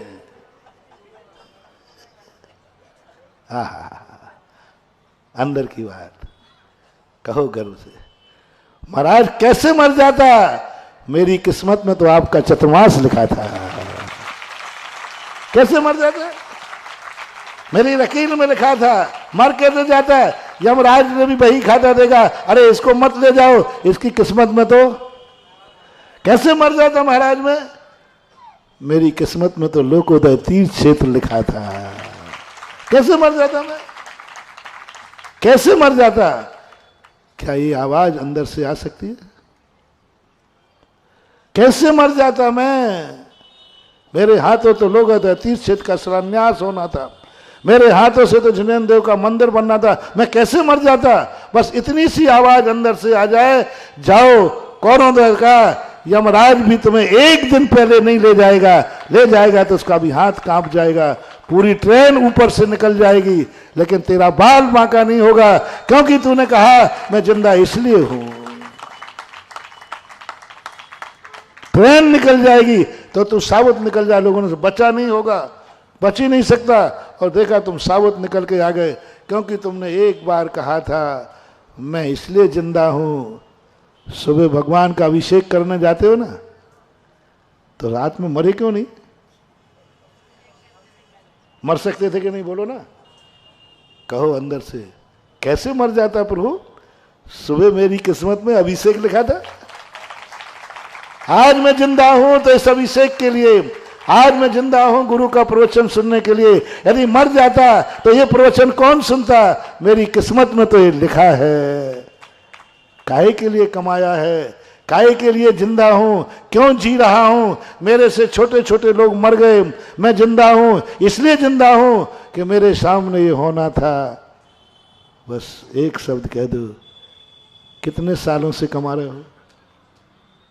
सीपी टोला कब से है? 200-250 साल का तो इतिहास है। 200-250 साल तक तुम लोगों ने किया क्या है बताओ पहले? कमाया ही कमाया है कि कुछ लगाया भी है? बोलते नहीं हो? कमाया ही कमाया है। क्यों कमाया? आज बोल दो ना, आज बोलो, अंदर से भाव आए, आज पता चला इसलिए। और एक शब्द कभी ये दो कहे कि नहीं बहुत ज्यादा दान हो गया, पत्नी कहे थोड़ा आप कम बोलना, माँ कहे कम बोलना, और महाराज भी कह दे अब थोड़ा तुम, तो तुम्हारे अंदर से क्या आवाज आ जाए? अरे महाराज, पत्नी से कहो क्या काय के लिए कमाया है? काय के लिए कमाया है? इसी के लिए तो कमाया था। बस ये आवाज तुम्हारे अंदर से मिल जाए, जाओ चक्रवर्ती भव, कोई नहीं रोक सकता। जैसे तुमने पाप के लिए कहा आने दो हीरो, आने दो पाप, काय के लिए कमाया है, बस उसी को रिटर्न यहां कर दो। वहां संसार के कार्यों में तो 50 बार तुम ऐसा बोलते हो, इस कार्य में एक बार कभी मन में आ जाए इसके लिए मैं जिंदा हूं, इसके लिए मैंने कमाया है, अभाग्य है मेरे, ऐसा यदि तुम्हारा परिणाम बन जाए, मेरा मन कर रहा है कि छिपे ठोले का मंदिर सोने का बनवाओ। 50 किलो सोना लगेगा, और मैंने तुम्हें देखा है छिपी टोला वालों को मक्खी में से घी निकालते हुए। घी की दुकान है छिपी रंजनियों की, होगी एक आध होगी, मक्खी को यूं निकाल रहा है। ए सेठ, कोई एक तो कहे महाराज क्या कहा आपने? 50 किलो बस, 2-2 पीपा घी लगेगा, एक पीपा घी लगेगा। तो सेठ ने क्या कहा था? बोला ना, एक नहीं 2 लगा। ऐसे ही बोला महाराज क्या बात कर रहे, 50 किलो? अरे 50 किलो नहीं महाराज, 100 किलो सही, आप तो बोलो। एक पीपा लगेगा, सेठ बोला 2 लगाओ। हमने कहा 50 किलो सोना लगेगा, तो तुम क्या बोलो? कौन बोला? ध्यान में रखना बेटा, जो बोले तो सागर खोले। 100 लगने दो महाराज, बढ़िया मंदिर बनने दो, शानदार मंदिर बने, बस इतना सा भाव करना है। कभी धर्म को भार मत समझना। मंदिर बनाने मिले अभाग्य हैं, और तीर्थ क्षेत्र बनाने मिले तो महाभाग्य हैं। बोलो क्या मिलना? मंदिर बनाने मिले तो, और तीर्थ पे बनाने मिले तो महाभाग्य हैं। बोलो, ये अभी मैंने हंसी हंसी की है, हंसी हंसी साची हो जाए? हंसी हंसी साची हो जाए? देखो फिर हो ही जाएगी, देखो फिर हो ही जाएगी। फिर बाद में यूं नहीं करना, हो जाए, धीरे बोल रहे हो जाए, हो जाए, हो जाए। बस आज दिन की देरी है। आज तक का टाइम तुम्हें दिया था कि जिसको जोक सराय करना हो, जो करना हो आज कह दो, पर कल के बाद यदि किसी ने मुंह खोल दिया तो कोर्ट ऑफ कंडेम, कंडेम बोलते ना। हाँ, आज तक वकीलों को जिनको छिपी टोला में जिनको जो बोलना हो मंदिर के संबंध में, क्योंकि अब मेरी कस्टडी में आ चुका है मंदिर। वीर सागर महाराज ने भी हमारे पास पावारा पठोनी कर क्या बोलते हो, पावारा पठोनी बोलते ना, उन्होंने एक पावारा पठोनी दे दी कि मैं सारा पावर तुम्हें देता हूं। और बेटा अब मैं तो बहुत, आज तक हर व्यक्ति को बोलने का अधिकार है। आज जिसको जो परामर्श देना है, जो भावना हो, जो इच्छाएं हो, वकील बन के कह सकते हो। वकील की बात मानी जाए, ये कोई नियम, लेकिन वकील को बोलने का अधिकार है। तो आज आप बोल सकते हो। आज के बाद कोई भी यदि बोला तो कोर्ट ऑफ कंडेप्ट लगेगा, फिर मेरे से मत बोलना। और मेरी अदालत, मेरे से पंगा मोल लेना, मामला गड़बड़ हो जाएगा। इसलिए आज मैं बहुत सीधा हूं, तुमसे सलाह मांग रहा हूं, और कल मैं कठोर हो जाऊंगा। मेरू हिलेगा तो हिल जाएगा, लेकिन मैं हिलने वाला नहीं हूं बेटा। इसलिए आज परामर्श कर लो, आज अच्छी तरह बहुत बढ़िया आपकी सलाह सुनेंगे। किसी को भी मंदिर के संबंध में कोई भी बात बोलना है बोलिए। और यदि जिनको ये मालूम है मुझे कुछ नहीं बोलना, मुझे एक ही बात है, महाराज जी जो बनाएंगे वो हमसे अच्छा ही बनाएंगे। बड़े आदमी जब ये कहें मांग ले, क्या मांगना है, मांगना मत, तेरी मांग क्या होगी, एक चॉकलेट। और बड़े आदमियों के देंगे तो मुट्ठी भर के एक रत्न की मुट्ठी दे देंगे, जिंदगी भर सुलट जाएगा। फिर भी कोई बात नहीं, किमिक्षिक वरदान है शाम तक, फिर उसके बाद देखता हूं क्या होता है। महावीर भगवान, अरे आज तो 10:30 बज गए, पता ही नहीं चला। सुधा सागर जी मुनिराज की बंधुओं,